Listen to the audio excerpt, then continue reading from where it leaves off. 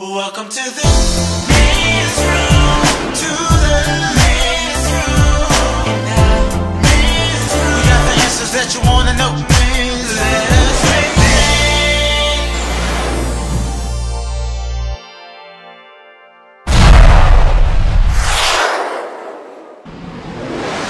it. Greetings, ladies and gentlemen. My name is Mark Lacey, and I'd like to welcome you to another very exciting installment of the Men's Room, the place where we talk about race, religion, and relationships. Now, in the past, we've had some very electrifying, exciting topics, and tonight will be no different. But before we get into our heavy topics, I would like to introduce our very special guest tonight, Mr. Rick Bradshaw, very well-rounded individual.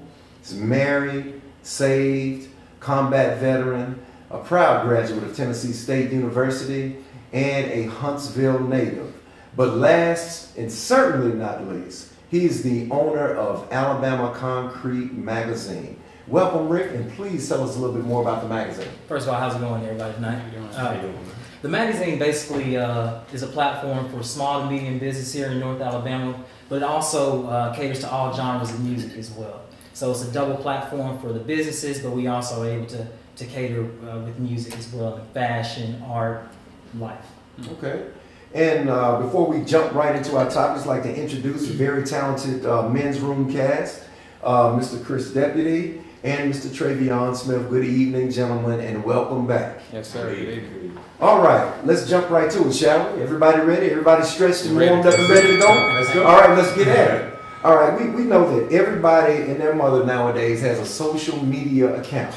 We also know that there have been several incidents that have gone on in this country and around the world that involved atrocities and injustices in several people's opinions to people of color or African Americans, what have you. As African American men, do you think it is our responsibility to address these issues on social media instead of putting slam dunk videos on there, twerk videos, people beating the mess out of each other, Kimbo Slice coming back?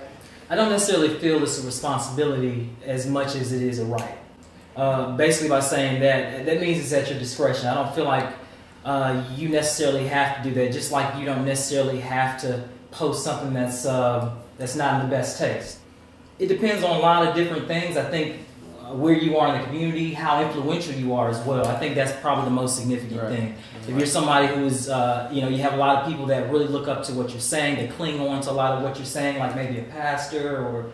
Well, I understand that mindset, okay? Just like we talked about, Mike Tyson said, everybody has a plan until they get hit in the mouth, okay? Chris Deputy, you are a popular businessman in good standing with the community, but all of a sudden this peer pressure is caving in on you, and they're saying that you are not saying enough on your social media account about the so-called injustices. I mean, how do you respond to that? Like Rick said, that's my choice. If I choose to do that, I can. I don't think I feel any pressure. It's almost as if are they controlling something for me? Are they paying me? Is it an endorsement type of thing or something that I'm forced to do it?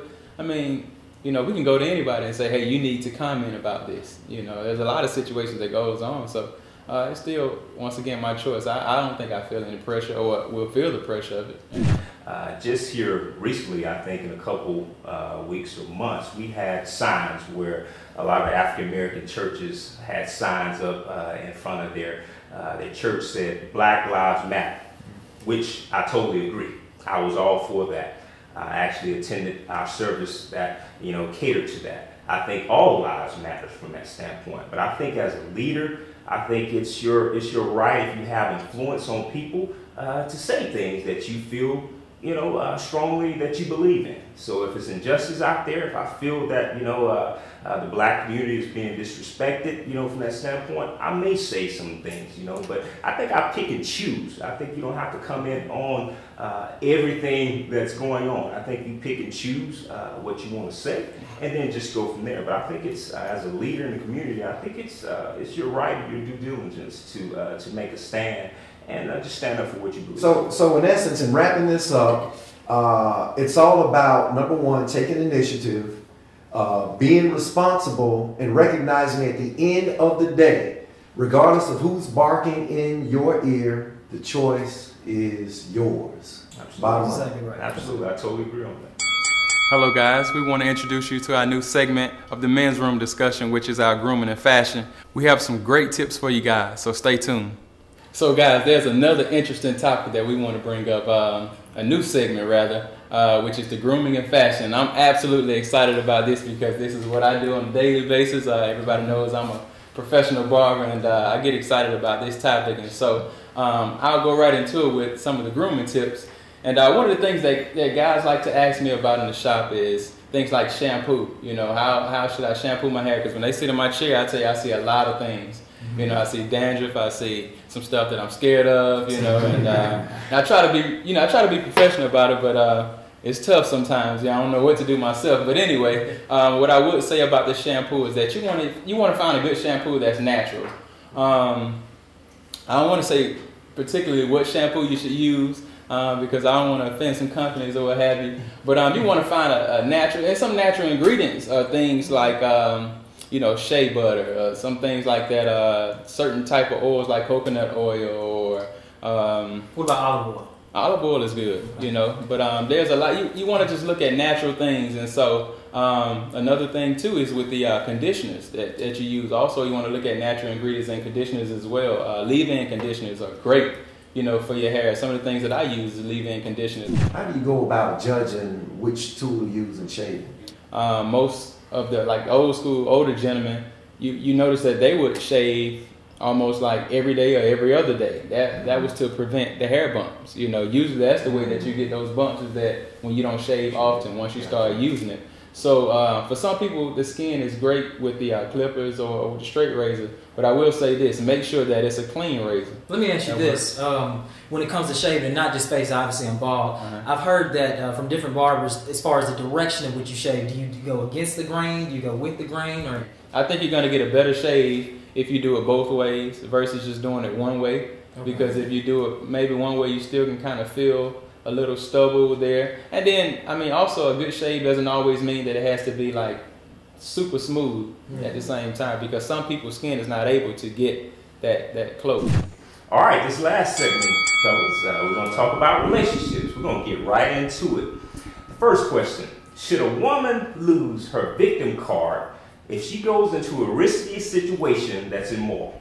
I'm start with you, Mark. What you think about that? Should a woman lose her victim card? A victim card. A victim card. Knowing that she's getting in something that's a little unethical. Listen, when a woman says no, it means no. No woman deserves, or anybody deserves, to be raped, sexually assaulted, or touched inappropriately, or anything of the sort, regardless of her attire, regardless of where she is and what time of the morning she's there. Okay, guys, the Bill Cosby situation, you know, that's hearsay, she say. No one knows but those two. But we have that situation in Montgomery, Alabama, where the woman was actually committing adultery with the pastor, and the pastor had AIDS. Now, should she lose her victim card, knowing that she was doing something immoral, going into a situation where she was actually committing adultery with the pastor? Listen, in life, you have choices. Now, I'm not wishing sickness on anybody or unhealthiness on anybody, but life is about choices. Yes, it is. You chose to go sleep with this man, and some of them chose to go sleep with that man after he announced that he had AIDS. Mercy. So with that being said, there is no victim card.